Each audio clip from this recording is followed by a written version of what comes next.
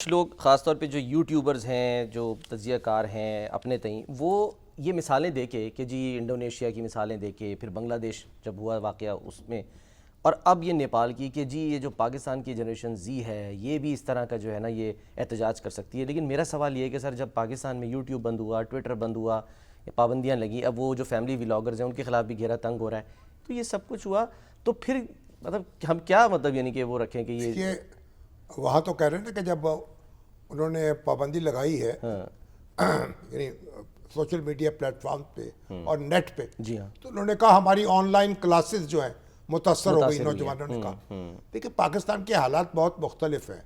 پاکستان ایک open society ہے، یہاں فوجی حکومتیں بھی رہی ہیں، ان کے دوران بھی آپ کو ایک کسی نہ کسی سطح پہ آزادی اظہار جو ہے حاصل رہی ہے، ٹھیک ہے، اور اب بھی کوئی ہمارا جو مین سٹریم میڈیا ہے وہ ہر چیز ہم ڈسکس کرتے ہیں، جو جلسے کرتے ہیں، جلوس نکالتے ہیں، پارلیمنٹ میں اپنے جذبات کا اظہار کرتے ہیں، تو یہاں وہ گھٹن موجود نہیں ہے جو ان ملکوں میں ہے۔ صحیح، وہاں جا کے دیکھیں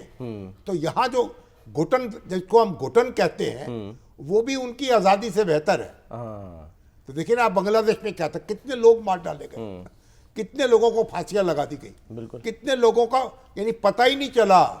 اور یعنی سمندروں میں ان کو غرق کر دیا گیا۔ تو پاکستان جو ہے وہ سوسائٹی اس طرح سے نہیں ہے، لیکن ایک بات ضرور ہے، پاکستان میں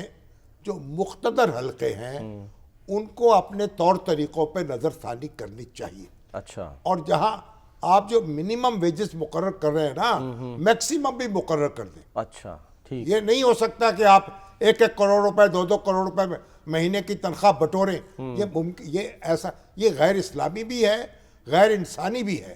اور یہ نوٹ کرنا چاہیے۔ لیکن پاکستان جو ہے، یہاں تو ہم دیکھیں ایک سسٹم موجود ہے، جتنی بھی ہمیں شکایات ہوں، ٹھیک ہے، پاکستان کا کوئی موازنہ نہیں ہو سکتا آپ دوسرے ملکوں کے ساتھ، وہاں جا کے دیکھیں اور تو سر پتہ چلے آپ کو جبر کیا سب ہوتا کچھ کوئی بھی مسئلہ ہم دیکھتے ہیں کہ عدالتیں آزاد ہیں یا لوگ چلے جاتے ہیں عدالتوں کے پاس، مطلب ان یہاں سے بڑا فیصلے کرا سترتی لیتے رہتی ہیں۔ ہے۔ اب سر فیصلے سے یاد آیا،